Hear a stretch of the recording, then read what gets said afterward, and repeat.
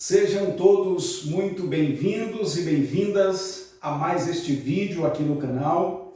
Nós estamos estudando a Epístola de Paulo para Tito. Na meditação de hoje, nós vamos ler o versículo 3 e o versículo 4 de Tito, capítulo 1, que nos diz assim a sua narrativa. Em tempo devido manifestou a sua palavra mediante a pregação que lhe foi confiada por mandado de Deus, nosso Salvador. A Tito, verdadeiro filho segundo a fé comum, graça e paz da parte de Deus Pai e de Cristo Jesus, nosso Salvador. Todos nós estamos familiarizados com o contexto. Tito está na região de Creta, onde há várias igrejas. Como já falei nos vídeos anteriores, essas igrejas estavam sendo influenciadas por uma teologia dos líderes judaizantes, que pregavam que para a salvação ser eficiente, eles deveriam guardar alguns rudimentos da lei mosaica. Entre tantas, a questão da circuncisão, a guarda do sábado, questão dietética. Desta forma, as igrejas estavam se tornando um lugar de balbúrdia. Então, Paulo escreve para Tito para que o mesmo venha preparar obreiros para pregar a exímia palavra. Mas Paulo sabe que Tito terá dificuldades provenientes dos judaizantes, como foi no caso de Timóteo. Para você que nos acompanha aqui no canal, já estudou conosco 1 e 2 Timóteo, e na ocasião nós observávamos que havia em algum momento uma desaceleração na vida de Timóteo, dado as oposições que ele recebia, dado as críticas que vinham dos judaizantes, a ponto de Paulo ter que dizer para Timóteo: prega a palavra, insta tempo ou fora de tempo. A ponto de Paulo dizer: Timóteo, torna-te padrão dos fiéis. E foi difícil para Timóteo. Não será diferente com Tito.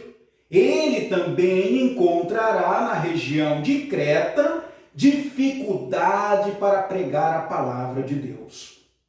Por isto, nesta introdução, Paulo insere aqui o poder de Deus na salvação, na transformação, aonde toda a vida do apóstolo Paulo está embasada nas Escrituras, aonde a mesma é o alicerce da sua vida. Quando nós fazemos uma retrospectiva da vida de Saulo, que agora é Paulo, nós podemos observar um homem altamente religioso, perseguidor da igreja. Saulo matou cristãos, prendeu cristãos e perseguia a igreja do Senhor Jesus Cristo com muita hostilidade. Se nós tivéssemos vivido naquela época, vendo o contexto da vida de Paulo ou de Saulo, jamais poderíamos dizer que em algum momento este homem seria um cristão. Provavelmente nós diríamos que esse homem nunca chegaria a se converter pela maneira religiosa que ele vivia, pela maneira hostil que ele vivia perseguindo o Evangelho de Jesus Cristo. Só que nosso Senhor Jesus Cristo tem os seus caminhos. Caminhos estes desconhecidos pelos nossos corações. Por isto, meu amado, nunca devemos julgar as pessoas. Quando você encontrar pessoas hostis, corações duros, pessoas que vivam presas pelos seus próprios pecados, a nossa postura é orar por essas pessoas e não condená-la, não julgá-la num processo de condenação, mas orarmos. Porque foi isso que aconteceu com Paulo. Em algum momento, como nós já estudamos nos vídeos anteriores, Paulo vai perseguir a igreja e naquela estrada Jesus Cristo muda a história de Paulo. Naquela estrada, Saulo se encontra com Jesus Cristo e a sua vida passa por uma metamorfose. Agora, nós podemos ver Paulo preso por causa do Evangelho. Ou seja, o perseguidor agora é perseguido.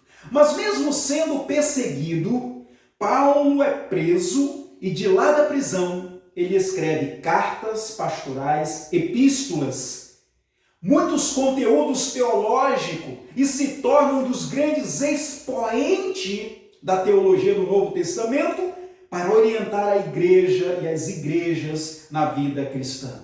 É isto que o Evangelho faz. Por isto, como diz o próprio apóstolo Paulo, o Evangelho é o poder de Deus para a salvação de todo aquele que crê. Meu amado, não importa como esteja o teu coração, não importa como esteja a tua alma, a palavra de Deus diz: vinde a mim, todos que estão cansados e sobrecarregados, e eu vos aliviarei. O Evangelho de Jesus Cristo tem o poder da transformação. Ele pode fazer isso com você, como fez com o apóstolo Paulo, transformando a vida dele. E agora Paulo é preenchido por uma ortopraxia para ajudar outros também serem grandes pioneiros da evangelização. Então, este Paulo, transformado pelo poder de Deus, ciente de que Tito também terá muitas oposições naquela região de Creta, ele escreve para Tito. E olha o que ele diz no versículo 3 do capítulo 1. E em tempos devidos, manifestou a sua palavra mediante a pregação que lhe foi confiada por mandado de Deus, nosso Salvador. Que tempo devido? Aquele momento, lá naquela estrada, o Evangelho de Jesus Cristo inundou o coração do apóstolo Paulo. Meus amados, muitas vezes, pelas ansiedades, nós queremos mudanças rápidas. Deus tem o seu tempo, Deus tem o seu caminho, Deus tem a sua hora. E ele está dizendo isto para Tito, para que Tito não procure mudar as coisas pelas suas próprias vontades, suas próprias experiências, mas descansar no Senhor Jesus Cristo.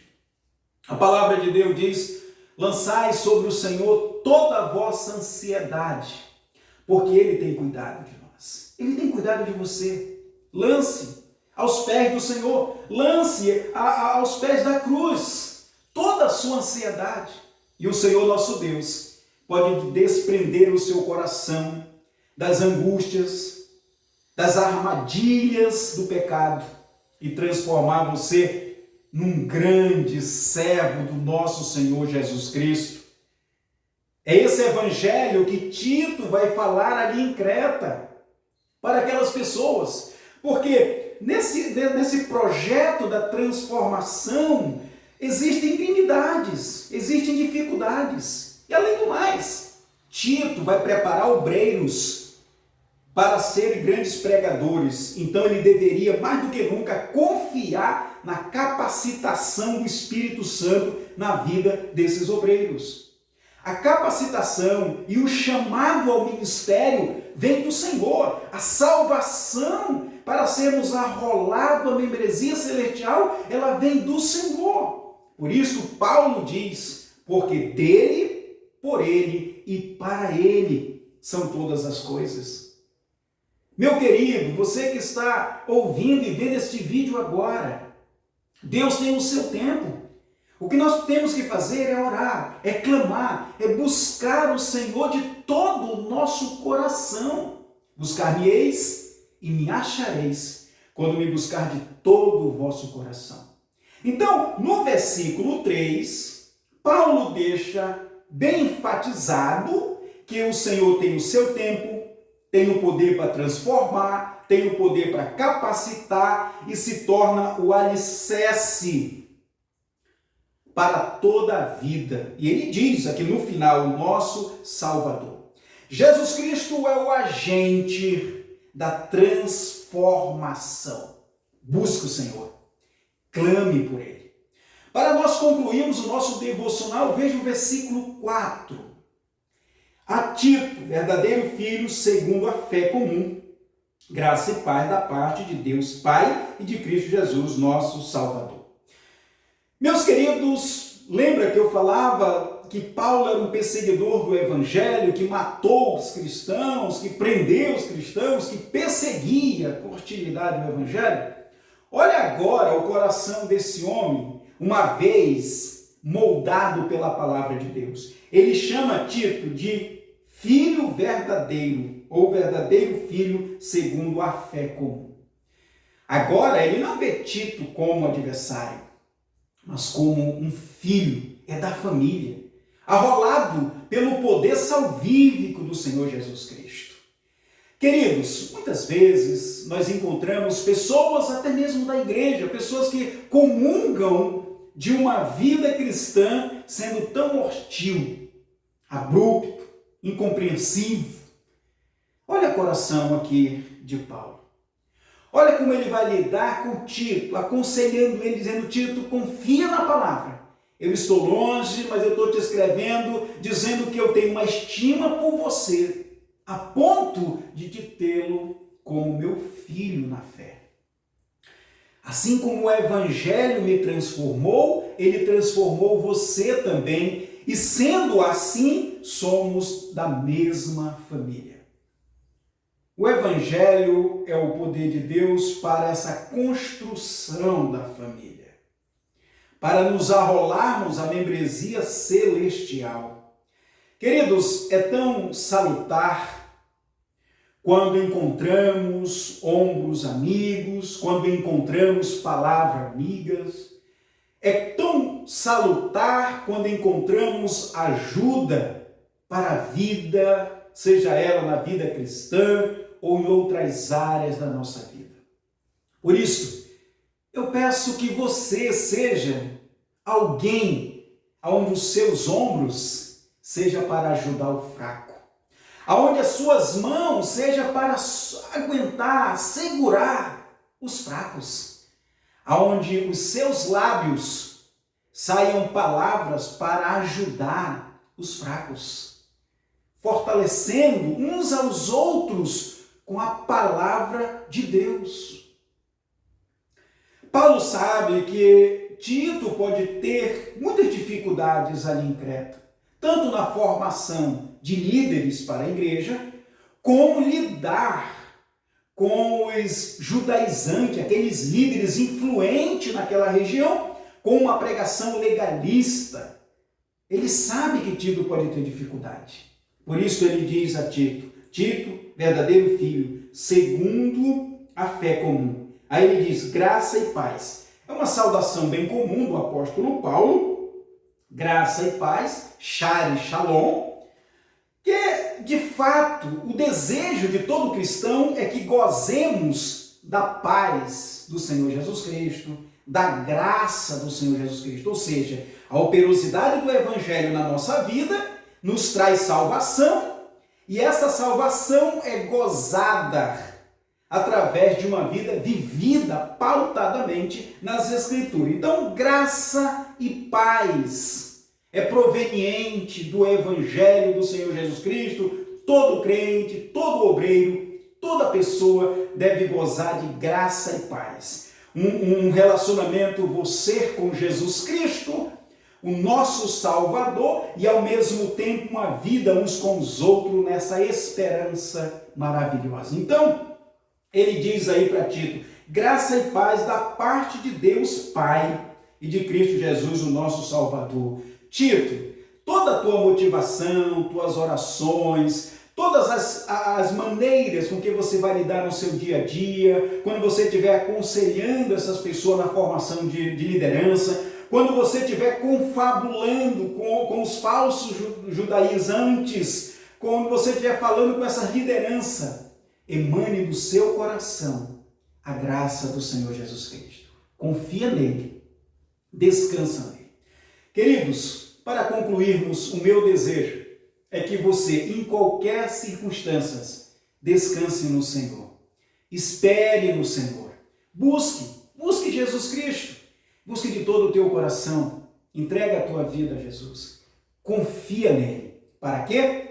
Você também possa gozar da graça e da paz. Podemos ver isso na vida de Paulo. Ele está preso. Ele está ali injustamente. Mas mesmo assim, está firmado na palavra de Jesus Cristo, ajudando outros, fortalecendo outros, através do Evangelho do Espírito Santo na sua vida. Que seja assim na sua vida, na minha vida, nas nossas vidas. Levante daí, rogue a Deus para trazer paz ao teu coração, à tua mente. Não permita que os enfados da vida, que os cansaços desta vida, as preocupações desta vida aprisione a tua alma. Há um caminho sobremodo excelente. Há um caminho. O próprio Jesus diz: eu sou o caminho, a verdade e a vida, e ninguém vem ao Pai a não ser por mim. É esse Jesus que te chama, é esse Jesus que te espera, é esse Jesus que pode dizer: perdoados são os teus pecados. Eu vou orar por você sempre. Conte com as minhas orações. Em minhas orações sempre eu oro: Deus, seja com todos aqueles que estão esperando em ti.